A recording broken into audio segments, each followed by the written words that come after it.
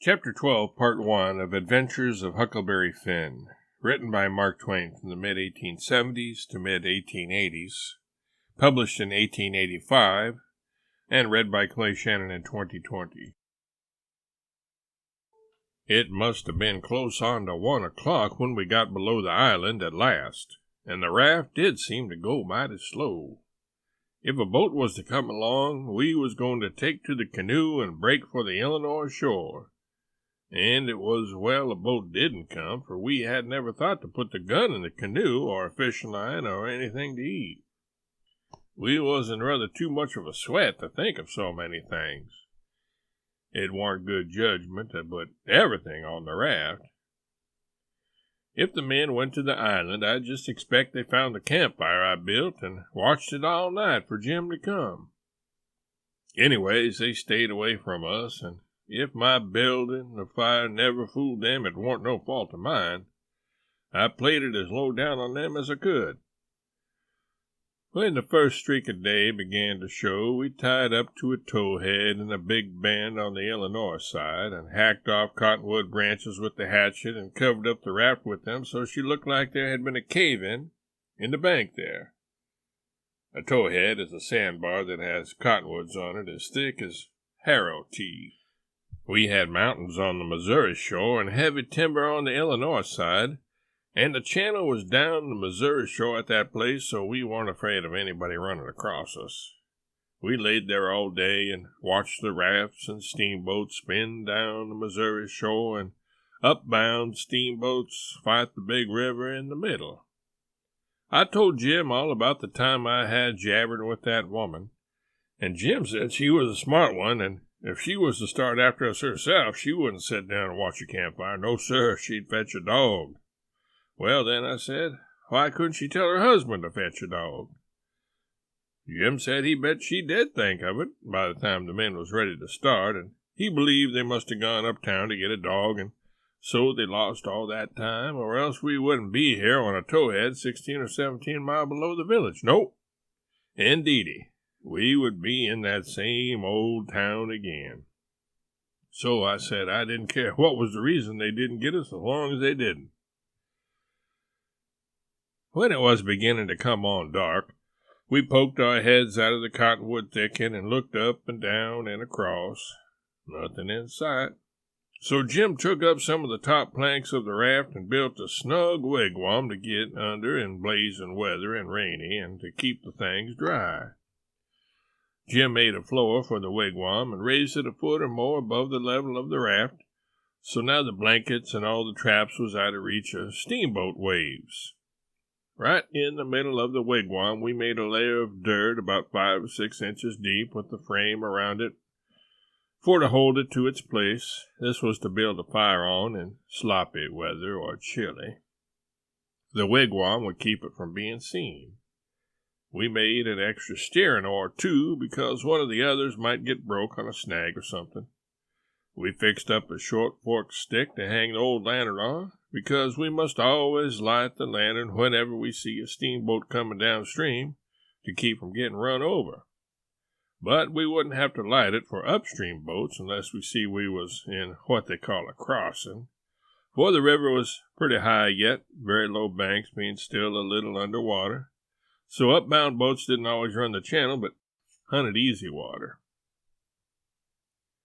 This second night we run between 7 and 8 hours with a current that was making over 4 miles an hour. We catched fish and talked, and we took a swim now and then to keep off sleepiness. It was kind of solemn, drifting down the big, still river, laying on our backs looking up at the stars, and we didn't ever feel like talking loud, and it warn't often that we laughed. Only a little kind of a low chuckle. We had mighty good weather as a general thing, and nothing ever happened to us at all. That night, nor the next, nor the next. Every night we passed towns. Some of them were way up on black hillsides. Nothing but just a shiny bed of lights. Not a house could you see. The 5th night we passed St. Louis, and it was like the whole world lit up. In St. Petersburg they used to say there was 20 or 30,000 people in St. Louis, but I never believed it. till I see that wonderful spread of lights at 2 o'clock that still night. There warn't a sound there. Everybody was asleep. Every night now I used to slip ashore towards 10 o'clock at some little village and buy 10 or 15 cents worth of meal or bacon or other stuff to eat. And sometimes I lifted a chicken that warn't roosting comfortable and took him along. Pap always said, take a chicken when you get a chance, because if you don't want 'em yourself, you can easily find somebody that does, and a good deed ain't ever forgot. I never see Pap when he didn't want the chicken himself, but that is what he used to say, anyway. Mornings before daylight, I slipped into cornfields and borrowed a watermelon or a mushmelon or a pumpkin or some new corn or things of that kind. Pap always said it weren't no harm to borrow things if you was meaning to pay them back sometime. But the widow said it warn't anything but a soft name for stealing, and no decent body would do it. Jim said he reckoned the widow was partly right and Pap was partly right. So the best way would be for us to pick out 2 or 3 things from the list and say we wouldn't borrow them any more. Then he reckoned it wouldn't be no harm to borrow the others. So we talked it over all one night, drifting along down the river, trying to make up our minds whether to drop the watermelons or the cantaloupes or the mushmelons or what. But towards daylight we got it all settled satisfactory and concluded to drop crab apples and persimmons. We weren't feeling just right before that, but it was all comfortable now. I was glad the way it come out, too, because crab apples ain't ever good, and the persimmons wouldn't be ripe for 2 or 3 months yet. We shot a waterfowl now and then that got up too early in the morning or didn't go to bed early enough in the evening. Take it all round, we lived pretty high. The 5th night below St. Louis, we had a big storm after midnight, with a power of thunder and lightning, and the rain poured down in a solid sheet. We stayed in the wigwam and let the raft take care of itself. When the lightning glared out, we could see a big straight river ahead and high rocky bluffs on both sides. By and by, says I, "Hello, Jim, look yonder." It was a steamboat that had killed herself on a rock. We was drifting straight down for her. The lightning showed her very distinct. She was leaning over with part of her upper deck above water, and you could see every little chimbly guy clean and clear, and a chair by the big bell with an old slouch hat hanging on the back of it, when the flashes come.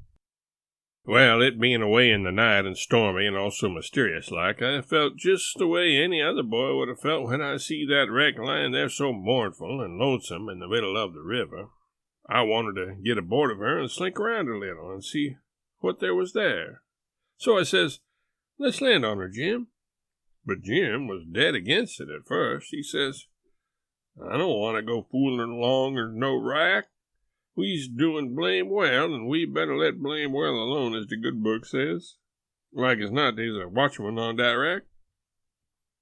"Watchman your grandmother," I says. "There ain't nothing to watch but the Texas and the pilot house. And do you reckon anybody's going to risk his life for a Texas and a pilot house such a night as this, when it's likely to break up and wash off down the river any minute?" Jim couldn't say nothing to that, so he didn't try. "And besides," I says, "we might borrow something worth having out of the captain's stateroom. Cigars, I bet you, and cost 5 cents apiece, solid cash. Steamboat captains is always rich and get $60 a month, and they don't care a cent what a thing costs, long as they want it. Stick a candle in your pocket. I can't rest Jim till we give her a rummaging. Do you reckon Tom Sawyer would ever go by this thing? Not for pie he wouldn't. He'd call it an adventure. That's what he'd call it. And he'd land on that wreck if it was his last act. And wouldn't he throw style into it? Wouldn't he spread himself nor nothing? Why, you'd think it was Christopher Columbus discovering Kingdom Come. I wish Tom Sawyer was here." Jim, he grumbled a little, but give in. He said we mustn't talk any more than we could help, and then talk mighty low. The lightning showed us the wreck again just in time, and we fetched the starboard derrick and made fast there. The deck was high out here. We went sneaking down the slope of it to larboard in the dark toward the Texas, feeling our way slow with our feet, and spreading our hands out to fend off the guys, for it was so dark we couldn't see no sign of them. Pretty soon we struck the forward end of the skylight and clumb onto it, and the next step fetched us in front of the captain's door, which was open. And by Jiminy, away down through the Texas hall we see a light. And all in the same second we seemed to hear low voices in yonder.